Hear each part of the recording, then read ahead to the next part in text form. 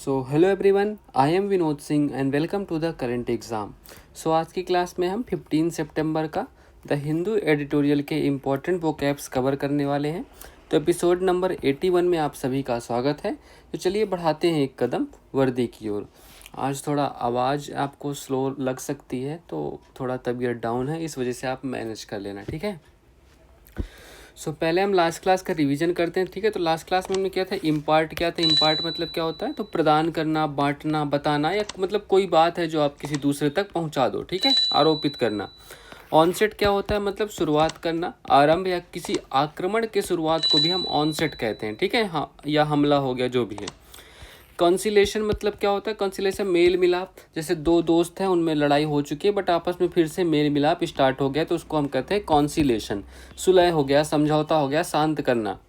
फर्ट्यू क्या होता है, फर्ट्यू मतलब चोरी छिपे, गुप्त या चुपके से, छिपा हुआ या रहस्यमय तरीके से, ठीक है, तो ये ध्यान रखिएगा। डिमोबिलाइज मतलब क्या होता है, बर्खास्त करना, सेना को भंग करना, मतलब सेना को छुट्टी देना, मतलब सेना को वापस बुला लेना, ये भी होता है एक तरह से, ठीक है। चलिए, आज की क्लास का पहला वर्ड देखिए, स्कॉर्ज। स्कॉर्ज मतलब क्या होता है सर, स्कॉर्ज का मतलब होता है, देखो हम इसको नाउन और वर्ब दोनों तरह से प्रयोग कर सकते हैं। एक तो ये ध्यान रखिएगा आप, और इसकी मीनिंग क्या होती है, a great source of suffering, मतलब बहुत ही ज़्यादा दुख। पेन और पनिशमेंट मतलब दंड, दंड भी आप कह सकते हो, मतलब अभिशाप, मतलब अभिशाप में दुख ही तो मिलता है आपको, है ना। आपदा हो गया, कोई चाबुक या कोड़े से आपको दंड देना, मतलब ठीक है, ये राक्षस भाई साहब हैं, ये आपको इस डंडे से अगर मारेंगे तो दंड, मतलब उस दंड के स्वरूप में आपको एक बहुत ज़्यादा मतलब दुख की अनुभूति होगी। A great source of suffering, इसी को कहते हैं पेन, ठीक है। तो स्कॉर्च मतलब आप मेनली आप ध्यान रखना, अभिशाप हो गया, विपत्ति हो गया, ठीक है, ये ध्यान रखिएगा। एग्जाम्पल देखिए, smallpox was once the scourge of humanity. Scourge of humanity मतलब चेचक कभी मानव जाति के लिए अभिशाप थी। The dictators rule was a scourge on the nation, मतलब तानाशाह का शासन देश के लिए एक अभिशाप था। ओके, चलिए। सिनोनिम्स देखिए इसके, तो एफ्लिक्शन मतलब क्या होता है, कष्ट या पीड़ा। कर्स मतलब श्राप या अभिशाप हो गया। प्लेग मतलब महामारी, ये तो आपको जानते ही हो। टॉर्मेंट मतलब दुख, यातना, दुख, ये भी हम पहले कर चुके हैं। पनिशमेंट आप जानते ही हो। ब्लाइट मतलब विनाश, हानिकारक चीज़, ठीक है, तो ये ध्यान रखिएगा, ब्लाइट मतलब विनाश या हानिकारक चीज़। कैलेमिटी हम भी पहले पढ़ चुके हैं, आपदा, विपत्ति, ठीक है। एंटोनिम्स देखो तो ब्लेसिंग मतलब आशीर्वाद, कृपा। बून मतलब वरदान। कंफर्ट मतलब सुख या आराम। रिलीफ मतलब राहत, छुटकारा। बेनिफिट मतलब लाभ या फायदा। एड मतलब सहायता या मदद करना, ठीक है। तो ये सारे वर्ड आपको पहले भी बता दिए गए थे, अब ये वापस से आपका रिवीजन हो रहा है।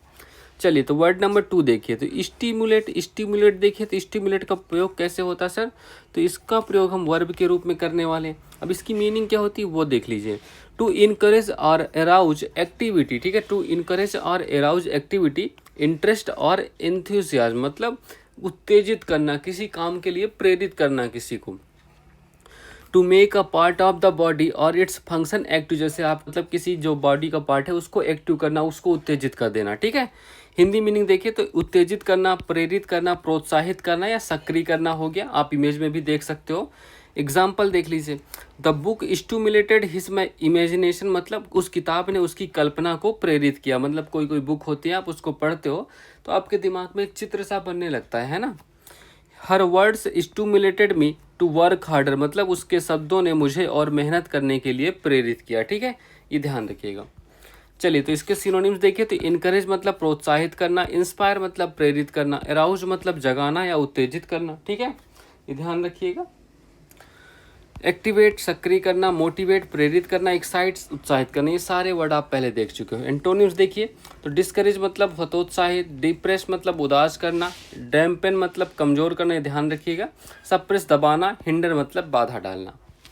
चलिए, तो वर्ड नंबर 3 देखिए, डिलिंक्वेंट। डिलिंक्वेंट मतलब क्या होता है सर, तो डिलिंक्वेंट का प्रयोग हम एग्जेक्टिव की तरह प्रयोग करने वाले हैं। अब इसकी मीनिंग क्या होगी, अभी किसी चीज़ की विशेषता ही बताएगा, एग्जेक्टिव का मतलब यही होता है ना।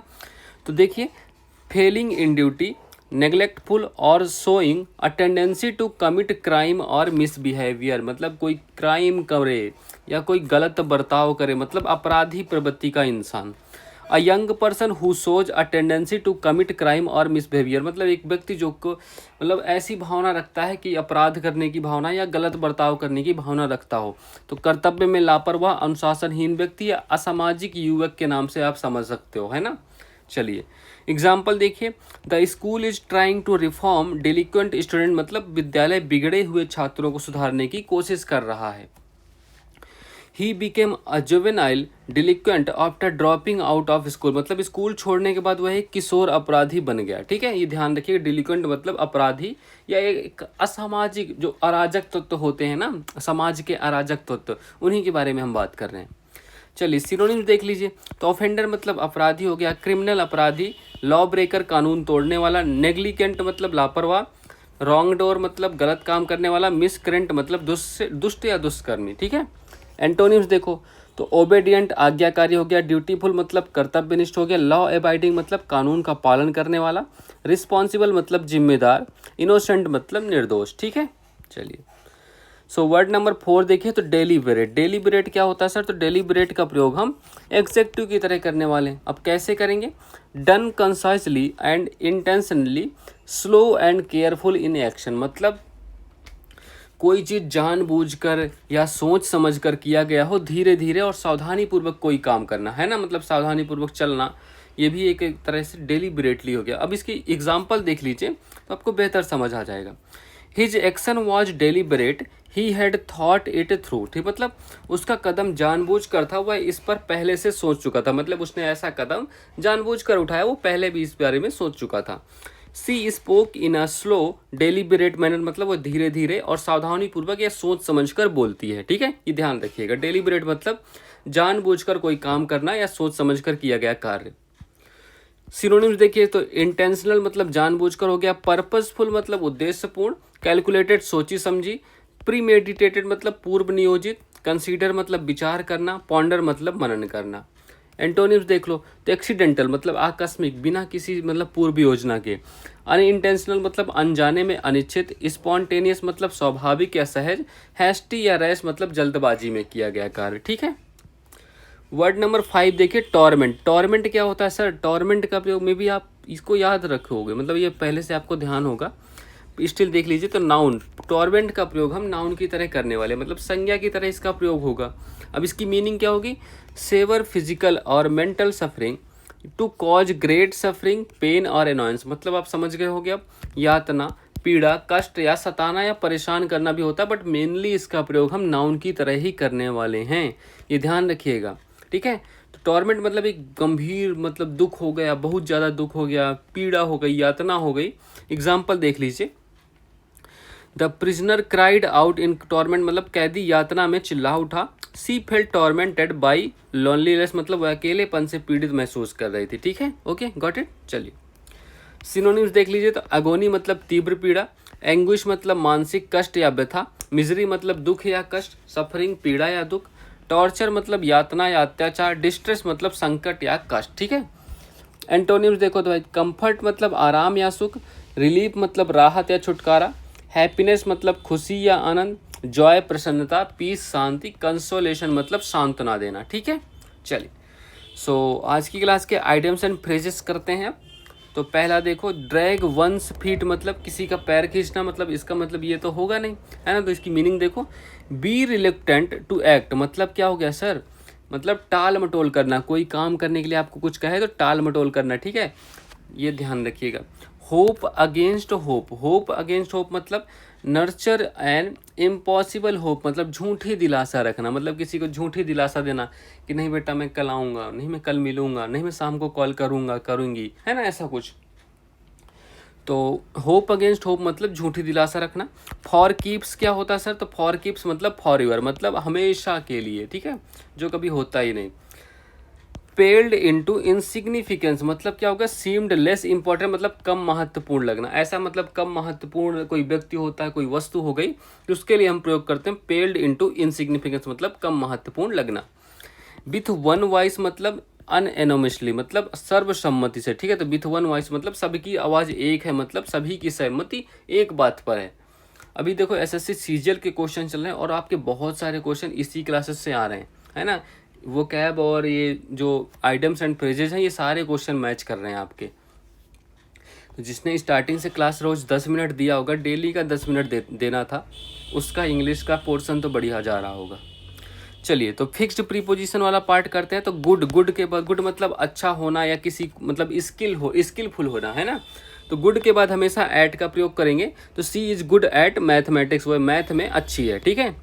ग्रेटफुल मतलब किसी का एहसान मानना, ग्रेटफुल मतलब एहसान मानना, या तो इसके बाद हमेशा फॉर का प्रयोग करेंगे। मतलब ग्रेटफुल का मीनिंग हो गया थैंकफुल फॉर। तो I am grateful for your help मतलब मैं तुम्हारी हेल्प के लिए मतलब एहसानमंद हूँ। ग्राउंडेड इन मतलब, या ग्राउंडेड इन की मीनिंग होगी बेस्ड ऑन, मतलब कैसे, तो किसी चीज़ पर आधारित होना। ग्राउंडेड इन मतलब किसी चीज़ पर आधारित होना। तो हिज आर्गूमेंट्स और ग्राउंडेड इन एविडेंस मतलब सबूतों पर आधारित हैं उसके जो आर्गूमेंट्स है। तो ग्राउंडेड के बाद हमेशा आप इन का प्रयोग करोगे, ठीक है, भूलिएगा मत। गिल्टी मतलब अपराधी होना, गिल्टी के बाद हमेशा आप ऑफ का प्रयोग करोगे। मीनिंग क्या है, रिस्पॉन्सिबल फॉर रॉन्ग डूइंग मतलब गलत काम करने के लिए जिम्मेदार होना, अपराधी होना। तो गिल्टी के बाद हमेशा आप ऑफ का प्रयोग करना। तो he was found guilty of theft, ठीक है। ग्लैड, ग्लैड मतलब खुश होना, प्रसन्न होना। तो ग्लैड के बाद हमेशा अबाउट का प्रयोग करेंगे। तो इसकी मीनिंग होती है pleased about. She is glad about the promotion मतलब वो प्रमोशन के लिए खुश थी, बहुत खुश थी, ठीक है। चलिए सो लास्ट क्लास मतलब 13 सितंबर का होमवर्क देख लीजिए पहले आप। तो select the most appropriate option to substitute the underline word in the given sentence मतलब इस सेंटेंस में जो लार्जली नाम का वर्ड है इस पर अंडरलाइन है और इसके हमें सेम टू सेम मीनिंग जो इसको हम जिससे रिप्लेस कर सकते हैं, है ना, तो वो देखना। तो लार्जली मतलब होता क्या है, देखो, means to a great extent मतलब मुख्य रूप से या बहुत ज़्यादा। तो हाईली, स्लोली, प्रीमिलिवली, चीपली। तो हाईली देखो एकमात्र वर्ड है जो इससे मैच खाता है, तो हम हाईली को ही ऑप्शन 1 करेक्ट मानेंगे। बाकी सब की मीनिंग स्लोली, धीरे धीरे, ये सब आपको पता है। चीपली सस्ता सस्ता, है ना, तो ये सब आपको पता है। तो एकमात्र, ये तो आसान क्वेश्चन था, आप सब ने सही आंसर दिया था कमेंट बॉक्स पे, है ना। चलो सो आज की क्लास का होमवर्क देखिए। The following sentence has been split into 4 segments. Identify the segment that contains a grammatical error मतलब देखो ये 4 पार्ट हैं इस सेंटेंस के। By this time next year I will had graduated from college and started my first job in the field of marketing. अब इन चारों में से ऐसा कौन सा पार्ट है जिसमें कोई ग्रामेटिकल एरर है ना, तो उसको आपको चूज करना है। तो आप अपना आंसर कमेंट बॉक्स में टाइप जरूर कीजिएगा, ठीक है। आप लोग टाइप किया करो अपना आंसर, उससे आपको कॉन्फिडेंस मिलेगा।